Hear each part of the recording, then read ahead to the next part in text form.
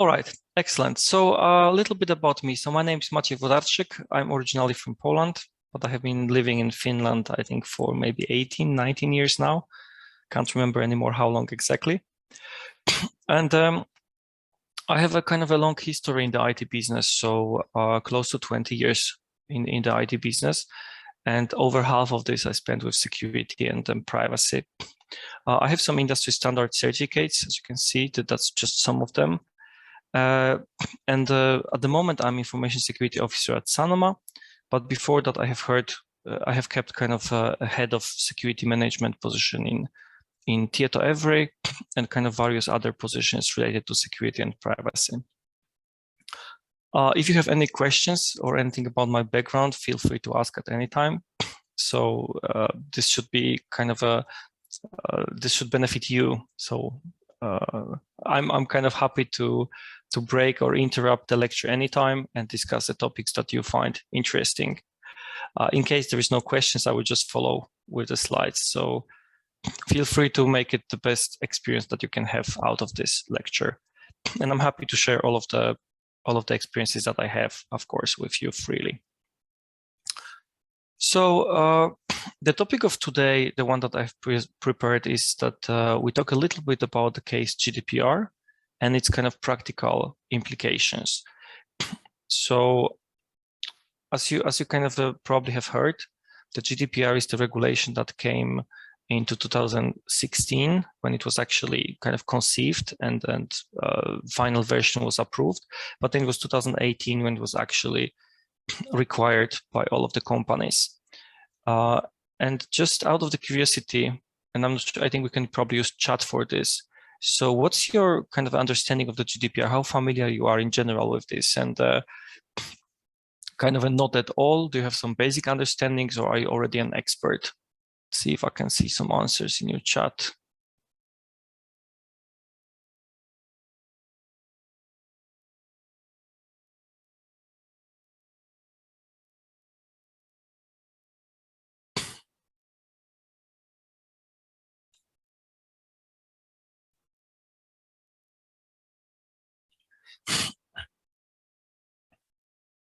All right, so we have plenty of people with the basic understanding. So I guess that not so many people that the topic is completely new. And then I guess nobody was brave enough to say that they are an expert. And I'm not sure if there's anyone who really is an expert in GDPR. Maybe in the actual text, yes, but in the implementation, it's just very, very complex topic. All right. So then a little bit of the numbers.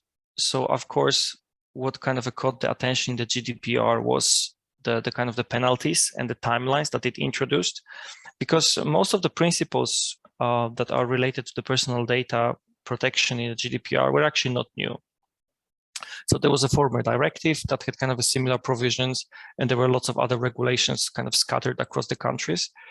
But what was really new in GDPR was the penalties and the timelines to actually notify data breaches. That was a complete game changer because 20 million euros or 4% of the global turnover, which are the kind of worst case scenarios, is something that none of the companies can ignore anymore. Because what happened with the previous regulations from the privacy is that they were kind of known, somehow followed, but they were just not enforced at that scale that the GDPR attempted.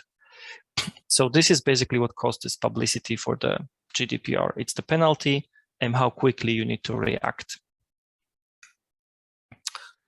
There are a couple of themes in the GDPR that are interesting to look at what they mean in practice. And the first thing is personal data, then the controller versus processor, then what actual processing principles are, and what does it mean in practice? What are the rights of data subject? The one topic that is very close to my heart, which is security of processing, which we'll look into the Article 32 a little bit in more depth, what it means. And then, of course, last but not least, the data breaches and how to deal with those. So kind of starting from the very basic, of course, as many of you are already familiar with this, I think it's going to be easy. But what is personal data is not a trivial question, actually. So GDPR defines that as any information relating to an identified or identifiable natural person, which is kind of easier said than done, so to speak, because the question is what actually can be attributed in the large complex organization to kind of be linked to the individual and be seen as a personal data. And the one comment that I want to make also here is, which I've seen lots of confusion over the years, is that the personal data does not necessarily mean that those are sensitive. Many times, especially with dealing with the companies that have the culture of the PII, kind of seeing the things as kind of sensitive data, they, for example, don't see or they didn't see, now I think the culture's changed, they didn't see a phone number as a personal data because it's, for example, publicly known. They didn't see an email address as a personal data because it's easy to guess. And by the GDPR terms, those are all personal data, but they may not be necessarily sensitive. The one question that has sparked a lot of debate is IP address personal data? And I'm kind of interested, what is your opinion? So please feel free to write on chat, what do you think?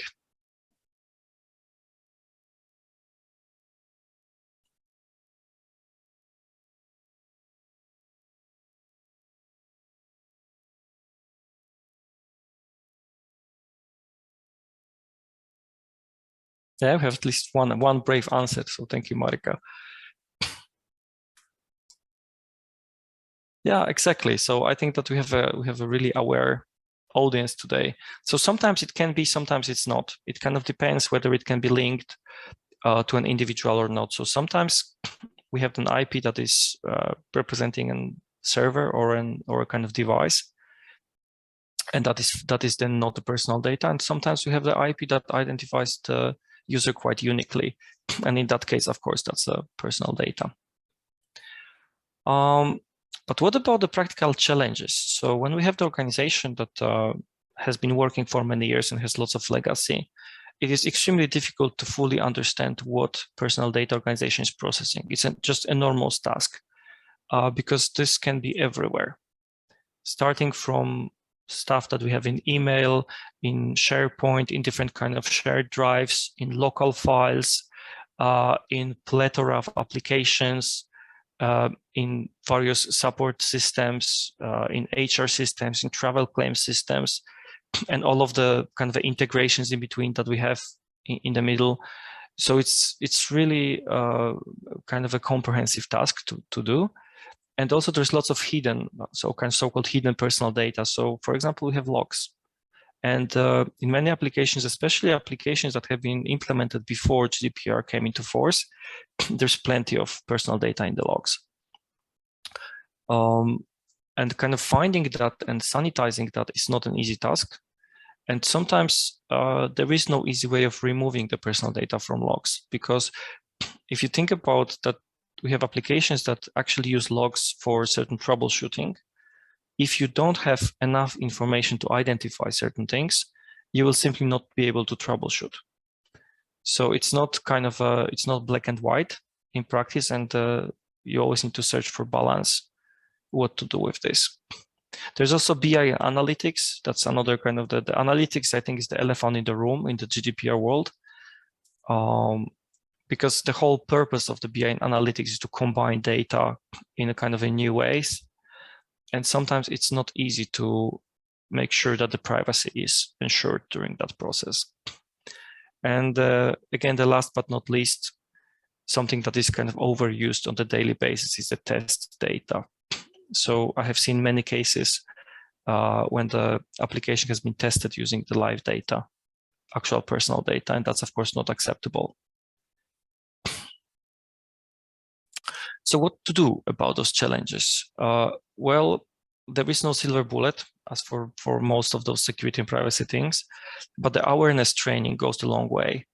So kind of training your organization how to recognize personal data, what to do if you recognize them, have some sort of good procedures, and also kind of visualizing processes. So, and something that most of the organizations, the mature organizations nowadays are requiring when they have the GDPR documentation, kind of so-called Article 30 documentation, they're required to draw a personal data flow diagram. And the purpose of that diagram, it's just an architectural view. So when we talk about the architectural views, we usually model a system from a certain perspective, ignoring everything else. And when we do the personal data diagram, it's kind of easy to get caught into the too much details. And this is usually not needed. So we don't want to go, for example, to draw a very detailed architecture of a system and outline the database fields and relationship between the tables. That is not the purpose of that kind of diagram. It's too detailed. And I would say that it's almost unrealistic to do it on any reasonable scale for the large organization. But what you need to do is you need to kind of draw your boxes on the right abstraction level, meaning that we have, for example, HR application that talks to the travel application that talks to somewhere else, and then have lines between them. And the lines have to be annotated with what data flow on that diagram. I have seen a lot of diagrams, the personal data flows in quotes, that had plenty of lines, but the lines were not explained. And in that sense, that is just not a personal data flow diagram. So you have to have good boxes, so good kind of artifacts, what flows to where, and then every line has to be annotated with what personal data flows between those two entities. It could be applications, systems, organizations, etc. What helps also is to make a good groupings of the data. So you, for example, instead of listing on each and every line kind of a 10 or 20 attributes that get very crowded very easily, what you can do is you can define kind of a groups of data, for example, payroll related data or HR related data, etc., or account related data, and then annotate this on the diagram. What this diagram enables you to do is to see, have you missed something? And it also shows you explicitly where your data travels, from where to where. And there shouldn't be any loose ends in that sense. So if something flows outside of the organization, you should also illustrate that by having an interface and having the proper boundary of your organization. And if something flows into your systems, you also have to know from where. And in that sense, by having that data flow diagram, you should easily visually understand and see where your personal data is processed, by what systems, how it gets in, how it gets out, etc. It's an extremely powerful tool if used correctly. Another topic from the GDPR that is kind of easier said than done is GDPR roles. So I think that most of you, if you are kind of familiar with the GDPR, you understand that there's a controller and processor. And controller is the one that gives the instruction how to process the data and basically is responsible for deciding what means are used to process, what purposes we are processing for. And then the data processor is kind of another entity that processes on behalf of the controller, meaning that it will basically receive instructions. Hey, this is what to try to achieve. Please process that part of the data in that way and nothing else. And the practical challenges is that it's not easy in a complex ecosystem to understand who is who regarding to what data. Of course, if we take a trivial example, that's, I think, quite easy. But we can have different types of processing, we can have different types of data, and we can be in multiple roles as well in regards to different data. So we kind of have to be always careful and aware who we are in terms of which data and what does that mean. Because, for example, 72, let me ask it as a question. 72-hour rule, it's for processor, controller, or both?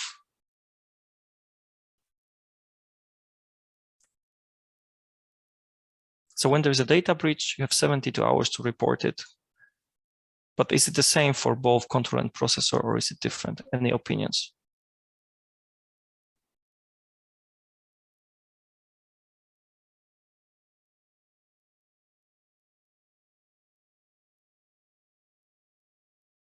I will wait until at least one answer appears on the chat. So hopefully there is someone brave.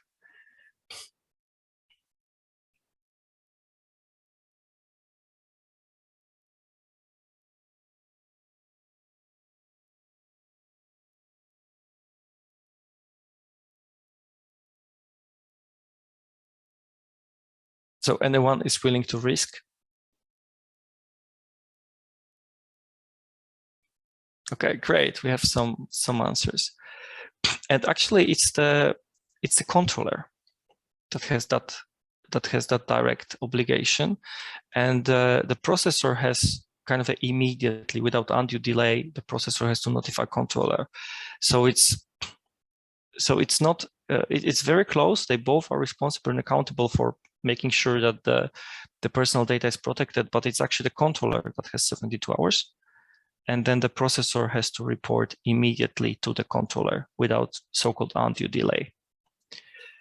So there are slight differences. And the other difference is that, for example, if when we are deciding whether to report to authorities, it's actually the controller that can decide. The processor cannot make such decisions. The processor will always report to controller, and then the controller can then assess the risk and decide what other actions are needed. Another thing is that there could be kind of a so-called chain of processors, that we have a controller, then the processor, and then that processor uses another processor or sub-processor and another processor. And that chain can be fairly long nowadays. And it's always important that we understand where we are in that chain in regards to what data and what does it actually mean in practice. And sometimes it's a slight change in how we process the data, and we, for example, become a controller. So not as easy as it sounds on the paper. So what to do to kind of improve it from practical point of view? Make sure that all contracts that you have explicitly specify the GDPR role. And if you are using any kind of a standardized DPA framework, that should be already as a kind of a #1 thing in that contract. And the second thing is that before you use data for any other purpose than explicitly instructed by controller, do some sort of legal review or contact your privacy people to make sure that it doesn't actually change your role. Because if you have a data that has been given to you by controller for certain processing, and you decide, yeah, that sounds like a great data to improve our services, you may actually become a controller because you have determined the means of processing and the purpose of the processing. So then the whole kind of the legal basis of processing comes in, whether that's a legitimate interest or what has actually happened. So be very careful of those cases in practice. Okay, I guess the easy question for kind of aware audience that we have today, but we have company A that has decided to use Microsoft Azure Cloud to store its HR data. So company A is using Microsoft, and Microsoft is using another company B to maintain the cloud, which is just a real life scenario. So who is a data processor here? Is it company A, is it Microsoft, or is it company B? And please post on the chat.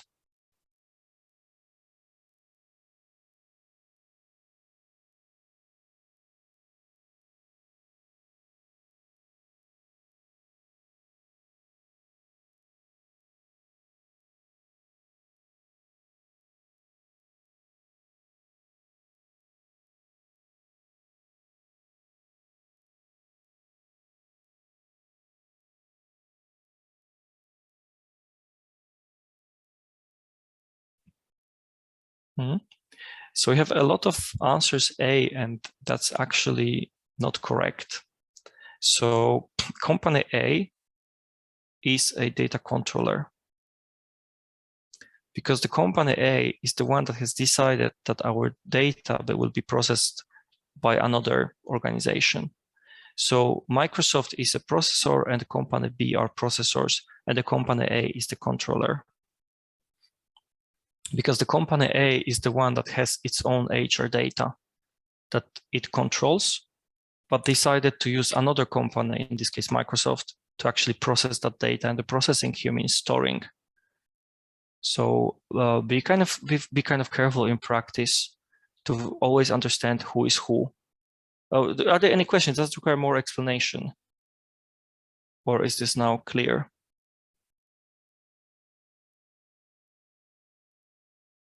And I guess you can also unmute if you want.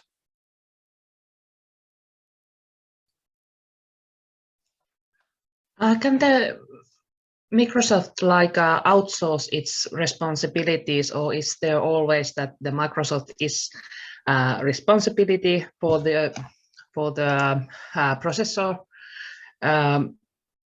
things, and there can be a co-processor, so that Microsoft never gets out of the responsibilities for the processors? Yeah, so Microsoft basically can have a number of sub-processors, and the Microsoft is kind of a challenging example here, because when we have a smaller players, what usually you would have between a company A, so basically a company that has some things they want to do, and then the vendors, in this case Microsoft, usually if those are smaller vendors, you will have a DPA written in such a way that the smaller company couldn't actually have those sub-processors without informing you. And there are different ways of doing this kind of approval. Sometimes it's that if you don't protest within certain time, it's okay. And sometimes it requires a formal okay from the company. But the reason why this is a challenging example is that Microsoft will not sign your DPA ever, unless you are extremely huge company, which I'm still not sure if they would do, because what Microsoft is doing is they have their own standard terms of service, which kind of acts as a DPA. So they will not do the custom agreements with its customers, but it will use the standard set of documentations, and it's pretty much take it or leave it. And in that set of documents, the Microsoft will inform you that they also use sub-processors, and they have reserved the right to change them as they see fit. So in that sense, Microsoft can have any subcontractors they wish. And those subcontractors, they become a sub-processors. And you mentioned something like a co-processor, which we have to be careful, because the company A can use Microsoft as a one processor to do one thing, and the company A can also do use the parallel processor to do another thing. And then those both are becoming processor of the company A, but they have nothing to do with each other. And they are not in a kind of tree structure. So does that answer the question? Yes, it did. Thank you. Okay, great. And then we have another question from Robes. If there is a data breach in company A, will Microsoft should be reporting the data breach, or company B? If there is a data breach in company A, the company A is a data controller, so the company A has to deal with the breach and report it depending kind of on the structure. So because the controller may report data breach either to the data subjects. So basically, if there is a significant risk, the data subjects have to be informed by the company A, and then the data protection authority. And those are the decisions that the company A as a controller has to make. The company A may, of course, inform Microsoft or other companies if they need to know about the situation, but they're not obliged to do so in this kind of scenario. However, the other way is true. So if Microsoft has a breach, it must notify its customers as soon as possible without undue delay. If the company B has a breach, the company B must immediately notify Microsoft, and Microsoft must notify the company A. So basically, the breach notification should flow through the processor chain to the controller, and then it's the controller responsibility to, once the information is known, to assess the risk and make a reporting decision to authorities or data subjects. Okay, does that explain? Okay, great. And excellent that there are questions. Feel free to ask more, and feel free to unmute anytime you wish to ask questions, okay? So let's talk about a little bit about the principles that the GDPR outlines. So there are kind of few of those.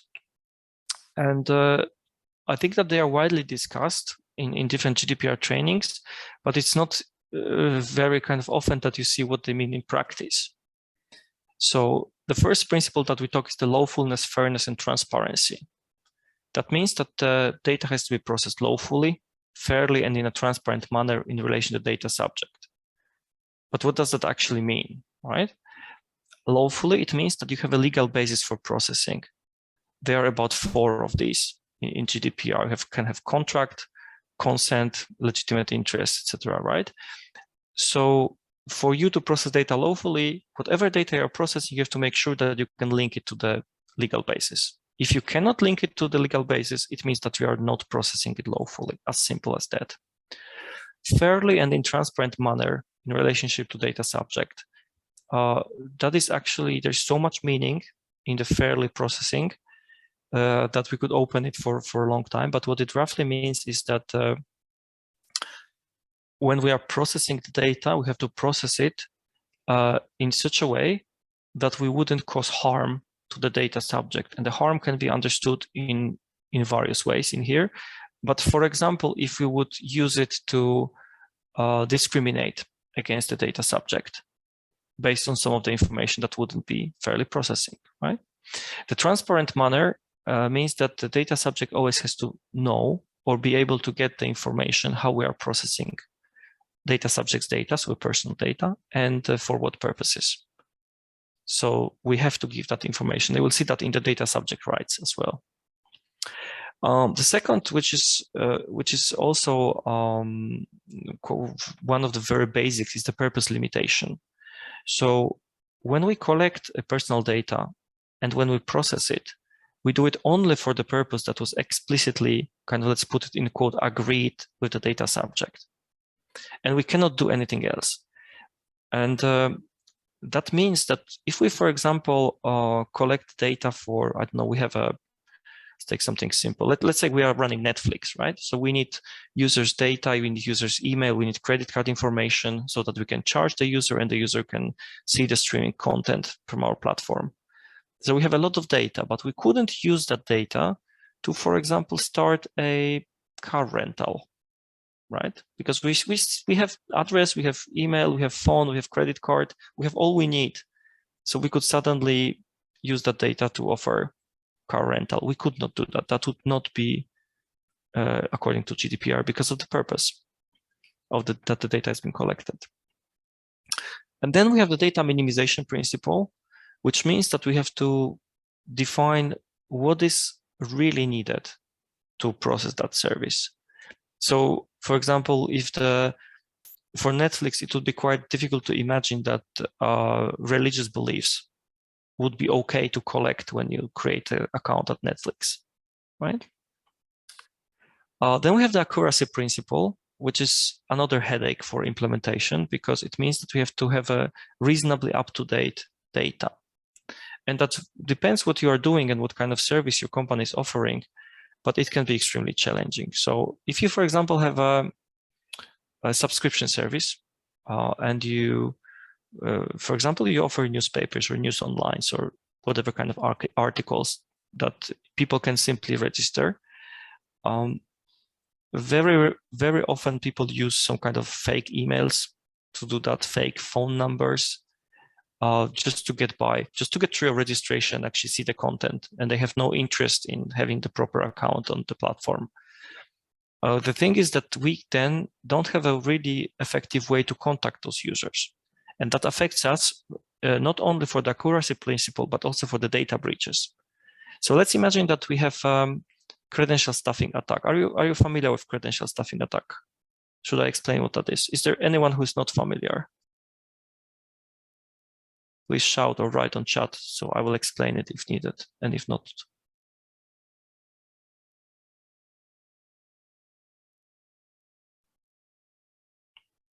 Okay, we have at least one explanation request. So credential stuffing attack means that attackers or hackers have obtained some sort of list of accounts with passwords. So they know that this email address has this password. And how they do that is either from other data breaches. So if there was a leak, I don't know, on a PlayStation or in some sort of other service, they may have been able to capture that list. The other way is that they can kind of collect generally bad passwords and try to have that list. So they know that, Salasana123 or something like this, or password, or the current month and the year. They know the list of bad passwords. So they have some sort of list of usernames and passwords. What they will do is they will go to your service and they will basically try them out, all of them, in hoping that some of them will succeed. And it's usually from 1% to 3% that succeeds, meaning that people have reused the same credentials, they have reused the same email and the same password in multiple platforms, or their password was weak to begin with, or kind of a dictionary password.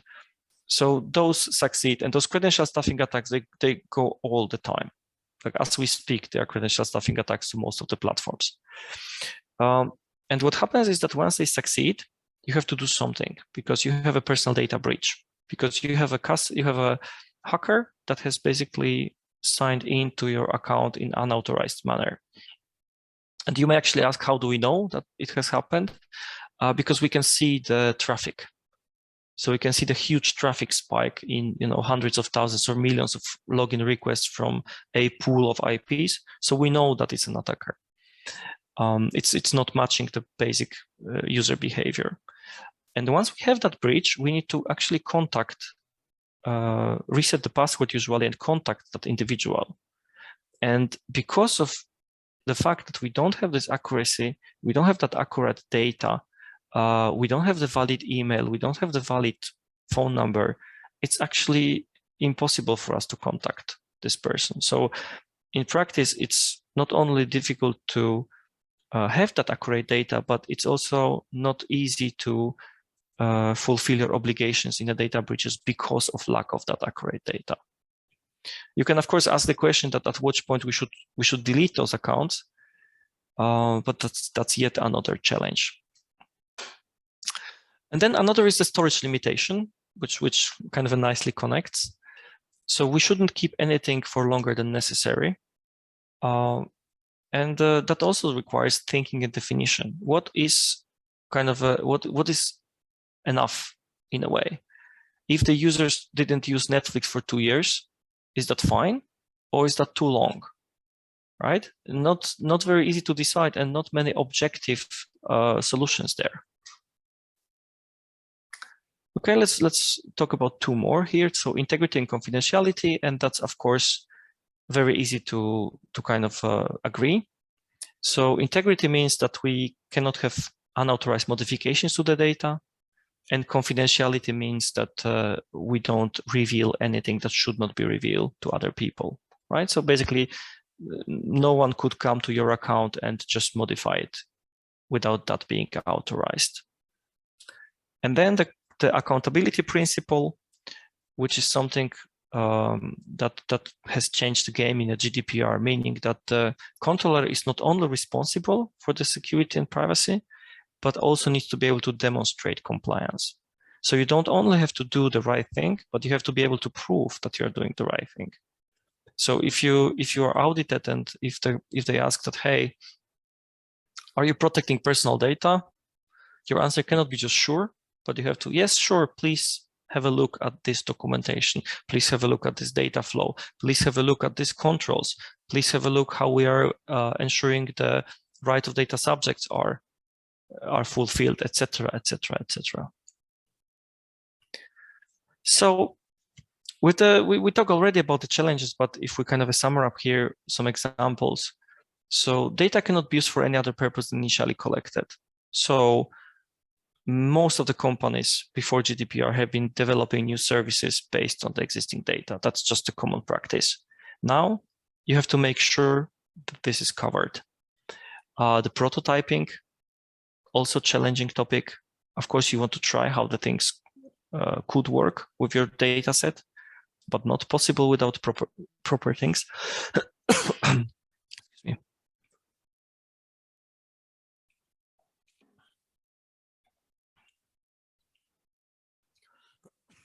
Excuse me, I had a bit of a dry throat there.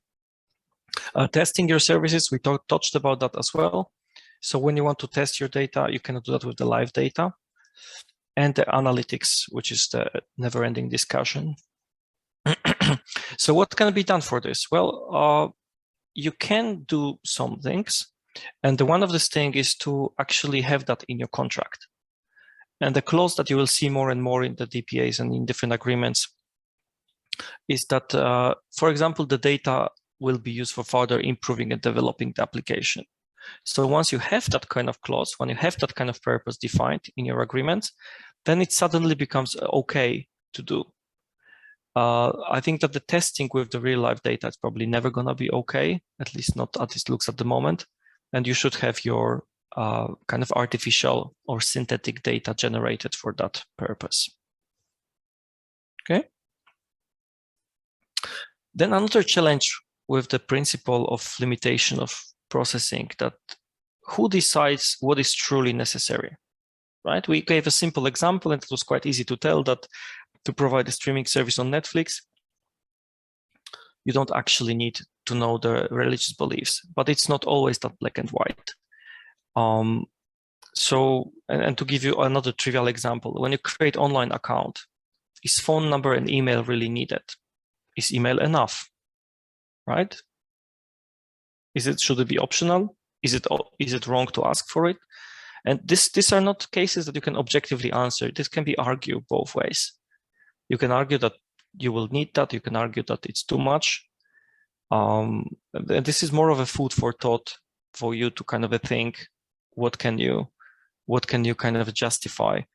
The example that comes to my mind is with the medical application, that who can say that this is too much data, right? If we don't know which of the actual diagnostic data can help doctors to make a better judgment of your condition. Very, very difficult cases. What can you do is you can document your decisions and how they were made. So if you decided that the phone number is what is needed, then please document that as a decision and explain why you thought so. Because in that sense, you can then, when you are questioned or if you have a data breach and your data has been leaked and published on the internet, which happens every day, you can then at least explain what was your logic and how you arrived to the conclusion that you had to have that data. And whenever possible, try to use industrial government standards. So for example, when you have things like, well, it's a bit far-fetched example, like open EHR for the medical industry, when you have some sort of pre-structured databases or kind of ontologies with the metadata, if you can refer to something like this, that's already helpful.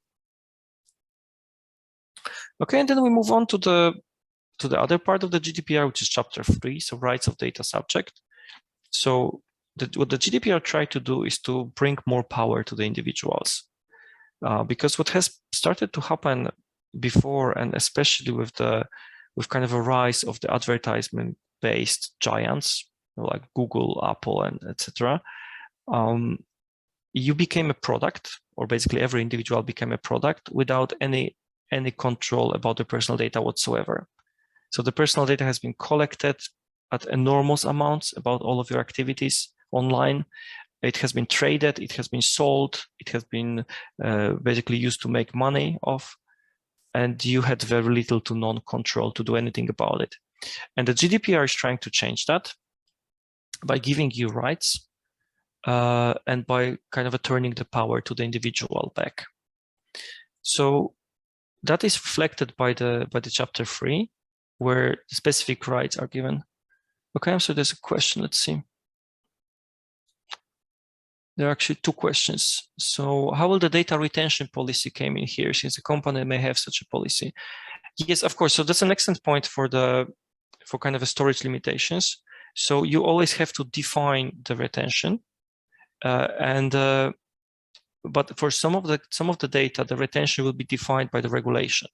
So for example, if you think about some kind of employee-related personal data, payroll, medical records, you will have actually a law regulations that will define what it should be at minimum for the archiving. So you can use that. Then you can have your own internal archiving or kind of retention policy, and then you can have your service-specific policy. So this is definitely something that has of a key importance here. And please notice that the GDPR doesn't tell you in many cases what it should be, but it tells you that you have to have it. So you have to, it cannot be an accident, but you have to actually decide how long you're going to keep certain data and what data you're going to keep. And then we have another question. In signing up for some services, you have the option to use import Google credentials to log in. In this case, who ensures the control over the user's data, Google or the service provider? Well, both. So this is the,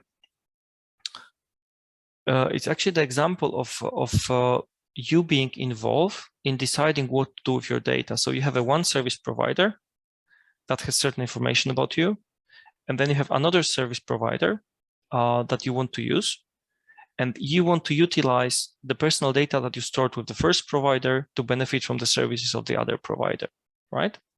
So the option to use that, it's you. So you decide that this is okay.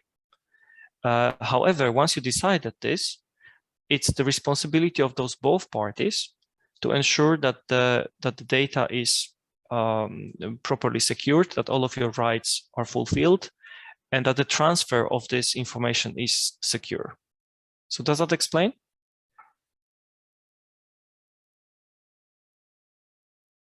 Okay. All right. So let's touch upon about what those rights really are. So, and if you look closely, those rights actually correspond to the principles that the GDPR has put in. So information to be provided where personal data are collected about data subject, Article 13 and 14. So that basically means that you have a right to know if information about you is collected and what information is collected. In the right of access by the data subject, Article 15, you may actually request to see the information that the company has about you. And this is something that has been extremely popular. I think some people have received those, thousands of pages from Facebook and etc. about what they have about them. You have a right to rectification, which means that you have a right for your information to be fixed. So if the company has information about you that is not correct, they must fix it on your request. You have the famous Article 17, right to be forgotten, which has been extremely discussed and very kind of media friendly, so to speak. And that means that you can ask to remove your personal data. However, there is a huge amount of limitations with that, because you can kind of easily imagine how this could be abused, right? So I will order goods from Amazon for 5,000 euros. The goods will arrive. I will kind of pay later in quotes. And then after the goods arrive, I will say, okay, I have a right to be forgotten. So let's just forget the whole thing, right? Just remove that I have ever ordered anything. Well, of course, that can never happen. And the right to be forgotten means that that you have to define, and I think I have a slide afterwards about those challenges there, but you have to define what it actually means and what can be forgotten and what you absolutely must have to ensure your processing is in order, your compliance is in order. You cannot, remove the information about payment, for example, etc. You have also right to restriction of processing, Article 18. That has been quite challenging to interpret, especially in the existing systems.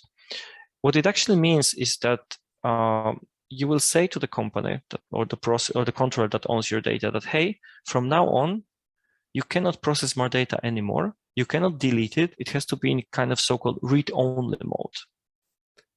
Actually, that's a good question. Do you have any idea what this is really used for, or what's kind of meant for? Any ideas? And then don't be shy. So anything goes. We are not judging. Just out of just curiosity, can you come up with something?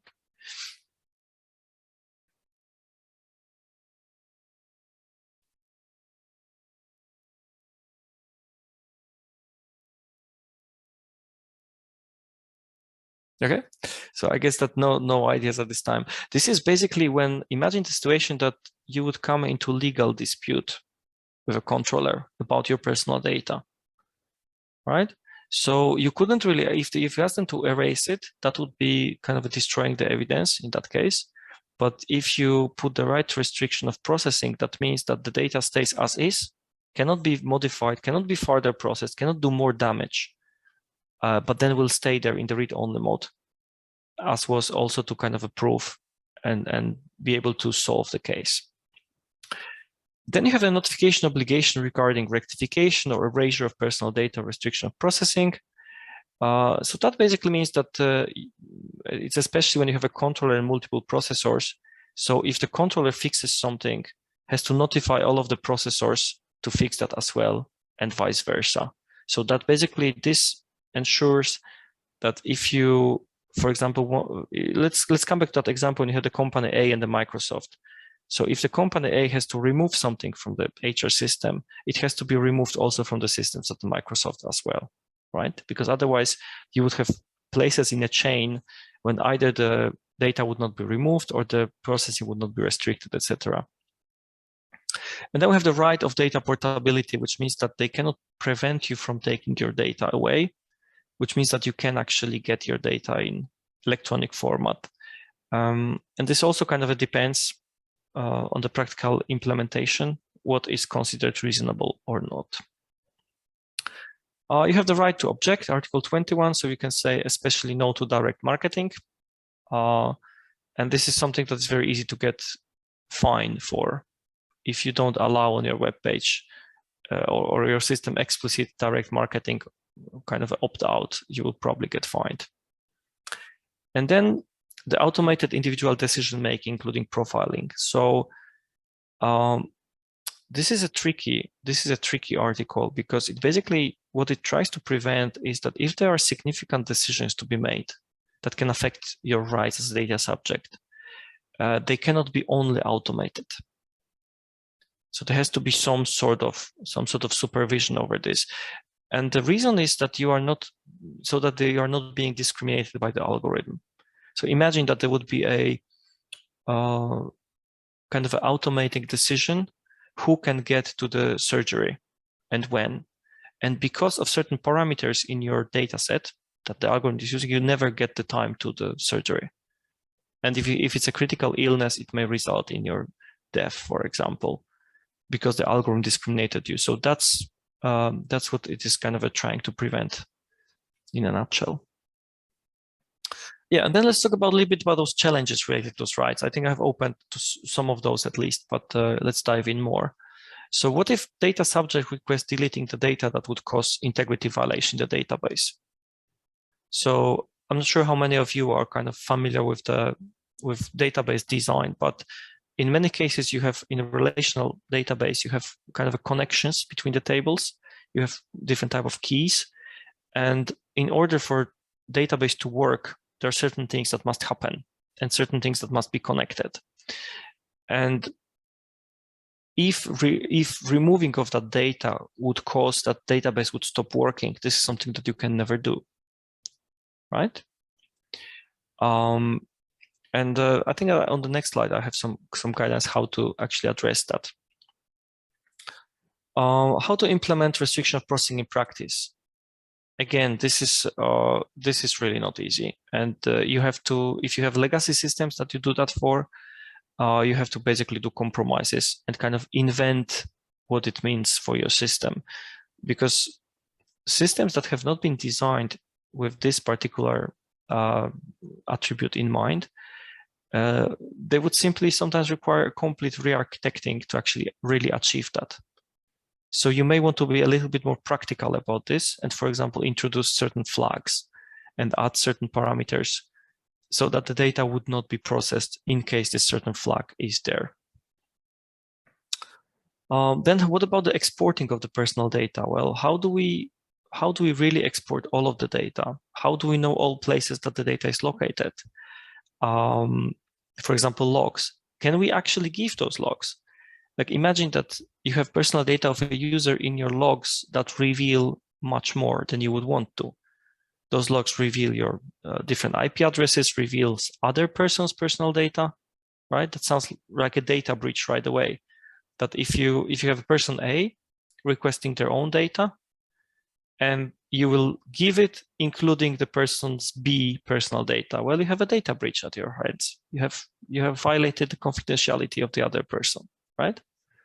So how to solve this? Well, for the deletion, always define what data can be deleted and what data must stay in the system.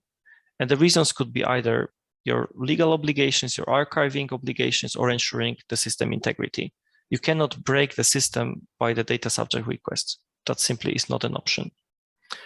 Plan the meaning of restriction of processing already in the design phase. When you start designing your application, think of those data subject rights. How will you actually achieve them and what it takes to do so?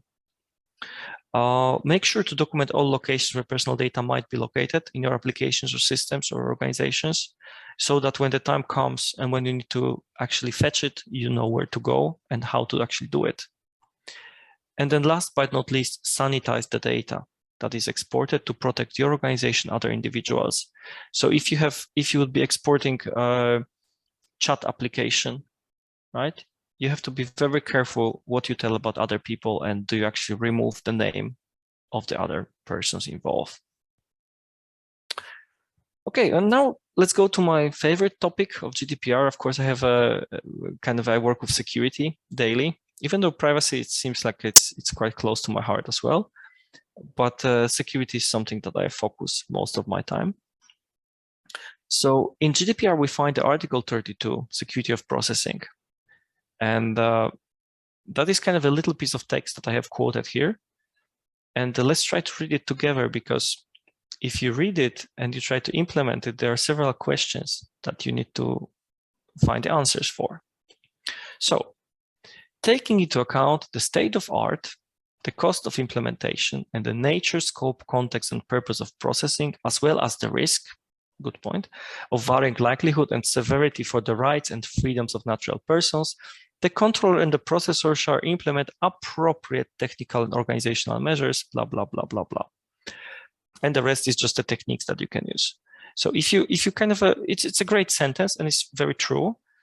But basically you have things like state of art, cost, nature, scope, and context, risk, and then put appropriate. So basically, as is, you can't implement it, right? You have to define all of this. You have to know what is appropriate. You have to know what your context is. You have to know what kind of cost means in that paragraph, right? It's if you give this to your developers or to engineers, they will basically largely ignore it, because it's just not something that you can actually practically do. So in order to give a meaning for this, we need to define a couple of things. And the ones that I kind of propose to start is the state of art and the appropriate level of protection. So let me ask you the question before we kind of talk about this a little bit more. So which of the following is state of art in your opinion? And for those of you that don't know this, we talk about encryption. So of course, everybody agrees that you have to have encryption. But when you're having encryption, you have to choose the algorithm, at least, of course, the key length and whatnot. So those are the encryption algorithms. So which of these you would consider state of art?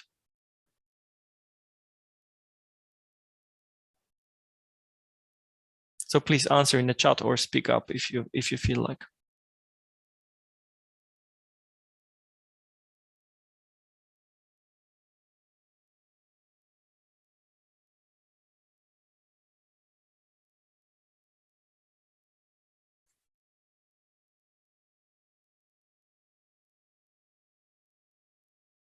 Do we have any answers? You can just blindly shoot as well. Okay, we have one answer, C. That's a great answer, by the way. And we have also depends on the organization. It's kind of true, but I wouldn't fully agree that it depends on the organization. There are some exceptions where I can see what you would say it, but yeah, it's a C. The TLS at this point we could still quite easily agree that it's a 1.2. 1.2 is a state of art. Let me kind of elaborate and open up a little bit. So DES is basically old and vulnerable, and definitely is not a state of art. SSL 3.0 is kind of misleading because it is basically the TLS predecessor. but the 3.0 has known vulnerabilities. So it can easily be kind of attacked. So it's not a state of art anymore. But if we have that the same lecture after 2 years, maybe TLS 1.2 is not a state of art anymore either. It's already kind of established. 1.3, you know, is maybe at some point we move there, maybe not, with the state of art kind of quote. It's subjective, right? So what you have to do is you have to actually create some kind of a guidelines for the organization. What is the state of art? And it can be fully internal, or you can use kind of available resources. So, for example, they are publishing the list of encryption algorithms that are still fine or kind of considered safe or secure. And that, of course, keeps changing. So the computers are getting better at hacking them. Researchers are discovering weaknesses in those algorithms. Better algorithms are kind of arriving.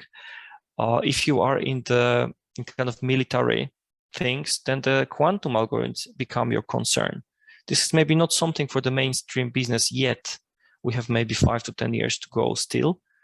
But I have actually talked with the CISO from NATO, and they are already kind of trying to be quantum ready with the kind of their plans and the encryption things. So, you know, the state of art kind of is something that you have to define based on the best understanding of your industry, right? And if you don't define it, you cannot really fulfill the GDPR, because putting an encryption is not enough.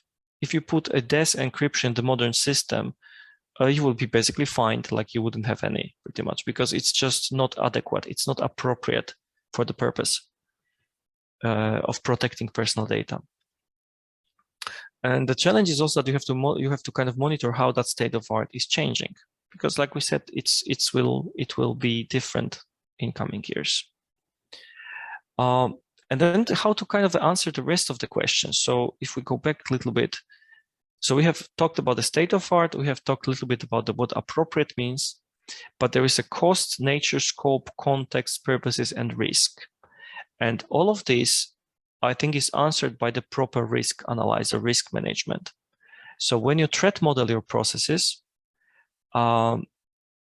and you kind of understand, to do the risk analysis and the threat model, you have to understand your context, your scope, to understand what can happen and what can be done about this. And when you analyze your risks, and then you find those risks that you have to mitigate, so you have to do something for those risks, you will select what kind of controls you will apply. And that's where cost comes in. So each control, and the control can be, are you, by the way, familiar with the security control? Is that a term that I should elaborate more, or is everybody comfortable with what it can mean?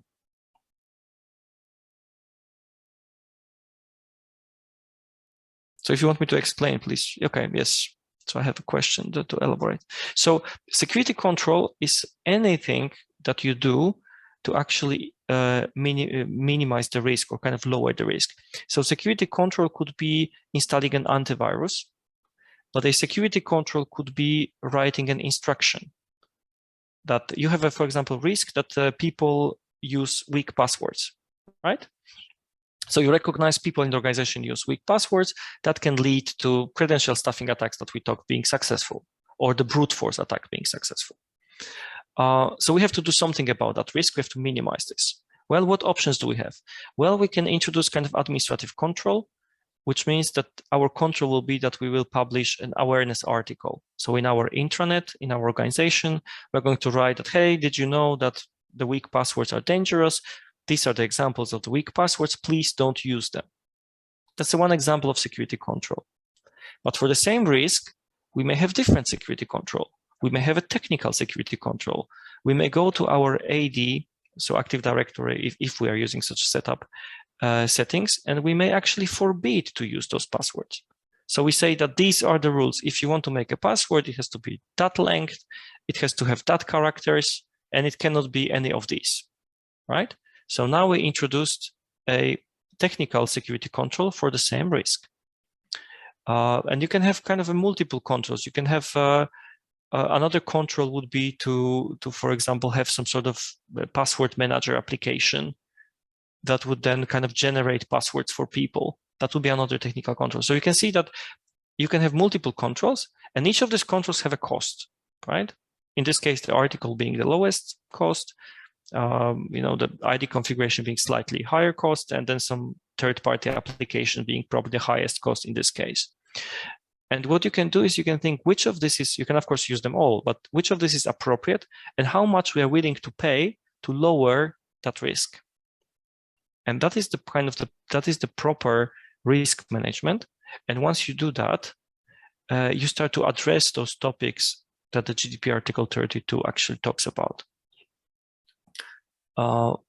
So by doing the risk management in a proper way, you define that the appropriate have a meaning, because basically the appropriate will be the combination of the state of art, of your circumstances, of your risk analysis results, and of your cost that you can actually spend.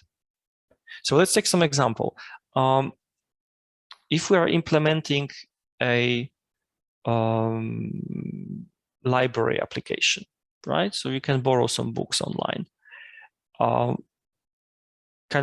We have to protect the information. So we have to have some sort of encryption of personal data. In this case, for example, at rest. At rest means that when data is stored in the database, for example, we have at transit and at rest, right?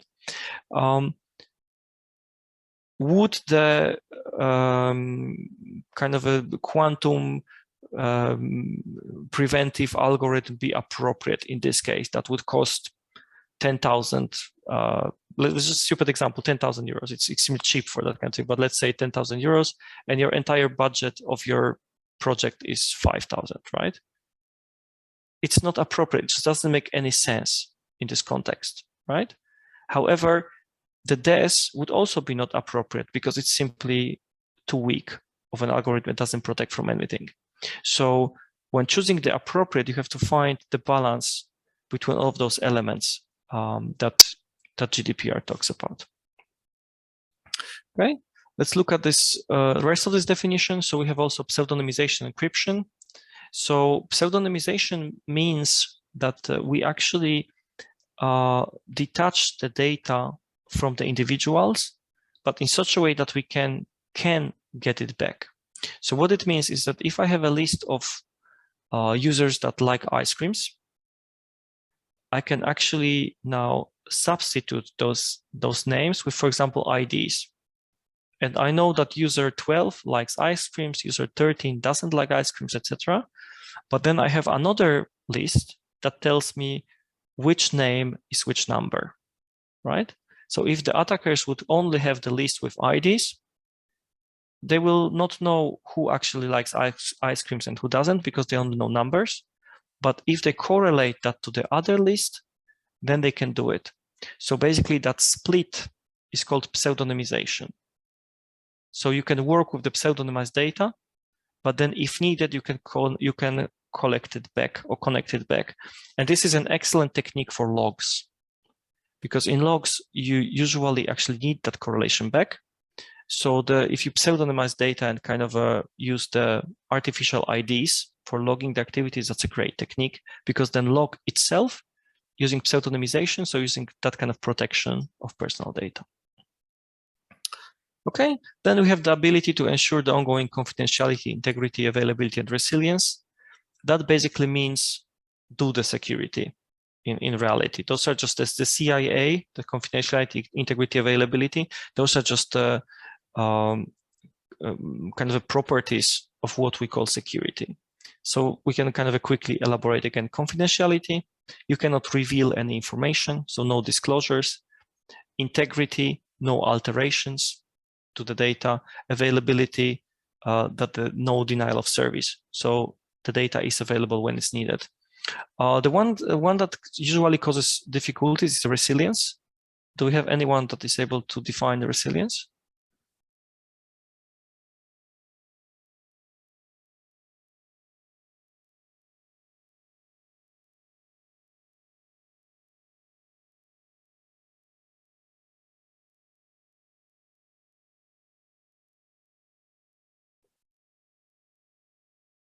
Excellent, great. Yes, ability to withstand attacks and still complete tasks. Excellent. That is a really good definition. So basically, resilience means that you can keep doing what you are doing, keep your business operations when the adverse events happen, like attacks, for example, or malfunctions, etc. And then we have basically two more, which is the ability to restore. So that means the backup, recovery, BCP plans that has to be all in order. And then, of course, the regularly testing the effectiveness of the technical organizational measures, basically controls. So we have to do some tests. Okay. All right. So we went through this, and then the data breaches. So, which is the hot topic, I guess, right? There are organizations that don't know that have been breached yet, right? A breach of security leading to the accidental or unlawful destruction, loss, alteration, unauthorized disclosure of or access to personal data transmitted, etc., etc. So pretty much anything that happens to the personal data that we don't plan is a data breach.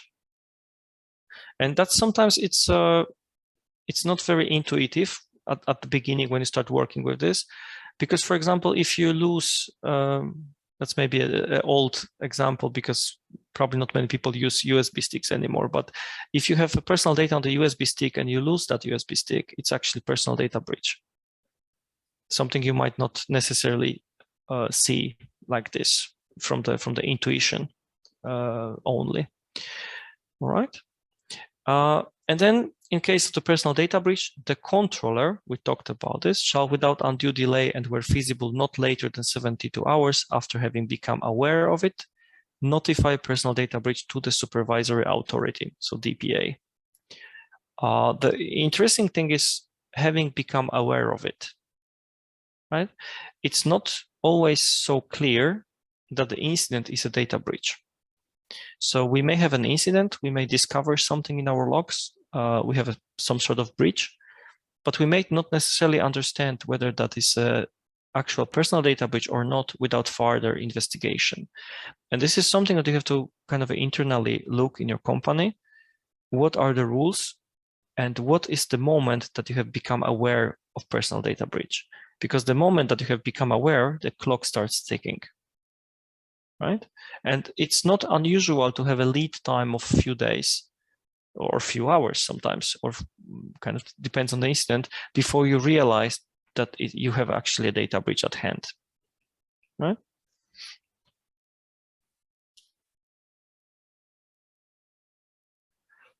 All right. So in case of the data breach, the controller must notify in 72 hours, true, false. So I guess that's quite easy to answer. So yes. How is the data breach really defined in your organization? What are the actual timelines? So those are kind of the questions that you have to answer before you can really effectively work with the breaches.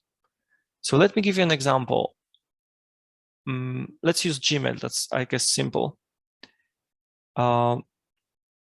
So if you have a Gmail account, and for 2 hours on that Gmail account, there was no credentials. There was no, basically, you didn't have to use password to log in. You just put your email and press enter, and you would access your mails. However, from the logs, you see that nobody has done that. Is that a data breach or not, in your opinion?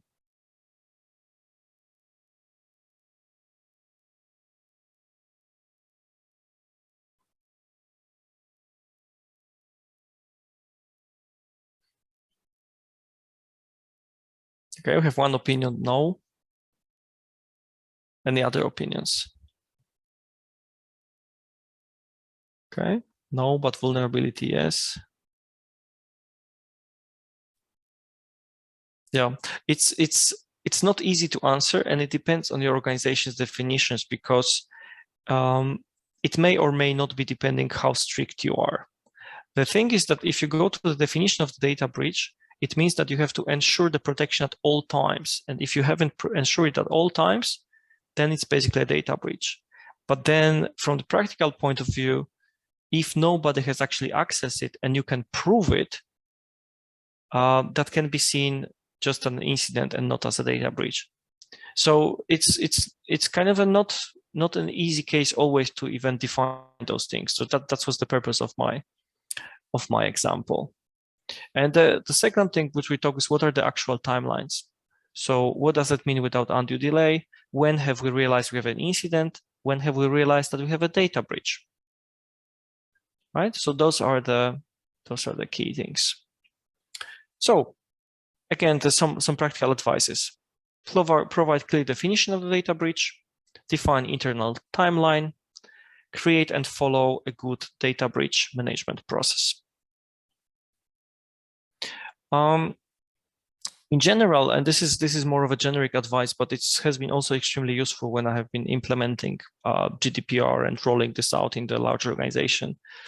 When you are thinking of working with large organization with security and privacy, I think one of the best proven approaches is to have a network or individuals to help you address those concerns. And the power is that those individuals should be from that particular areas of the organization, from those units, from those products, from those teams, because they will know the business so well that if you establish a connection to security and privacy, they will know how to apply it the best to their circumstances. And we do it by establishing that virtual team. I have worked with people who have been called security coaches that I established. Now I'm working with security champions. They could be privacy champions. Sometimes they're called partners. There are multiple names that they can be used, but the important thing is that you cover your entire organization and have that dotted line reporting in there. So one question, because many people tell that they have security community and that's enough. Is security community the same as virtual team? Any opinions from you?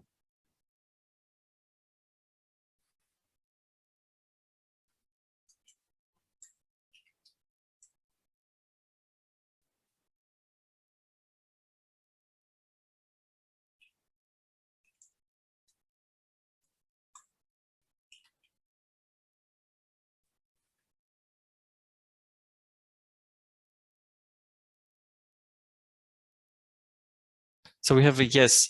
Well, actually, the way that I see it is I see it as no. So the community is just a kind of a team of people, or basically a group of people that share a common interest and, for example, discuss the security and maybe share the best practices. And when we have a virtual team, the actual virtual team is responsible for carrying out certain tasks, and they actually have reporting structure. That's what I mean by this dotted line. So it's kind of a little bit like a matrix organization, because those people will have their own line management where they report, but they will also report to that horizontal function, for example, like to me in security or privacy. And we will have tasks, we'll have goals for them, we will have results, and we will have statuses. And that is not something you commonly see for the community. The community doesn't have statuses. They are just kind of participating in the knowledge sharing and learning together, which is kind of similar but different in the regard of results that you may expect from community versus the virtual team. All right, but my last question. So is GDPR fun to implement? Yes or no?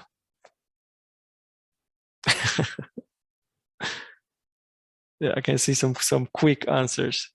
Yeah, it depends how you look at it. If you like challenges, it's a great challenge, but it's actually extremely difficult. And although it has been now a few years that it has been kind of in force, we are still struggling with the actual interpretation. We are still struggling what the practicalities are. Not to even mention the Pandora box, which is the Schrems 2 discussion, which I didn't even want to go to because that would be a separate lecture on that single topic. So kind of my best advice is to try to keep it practical and have fun and try to be as compliant as possible. And now we can spend maybe a few minutes before you have a quiz on questions. So do we have any questions, any comments?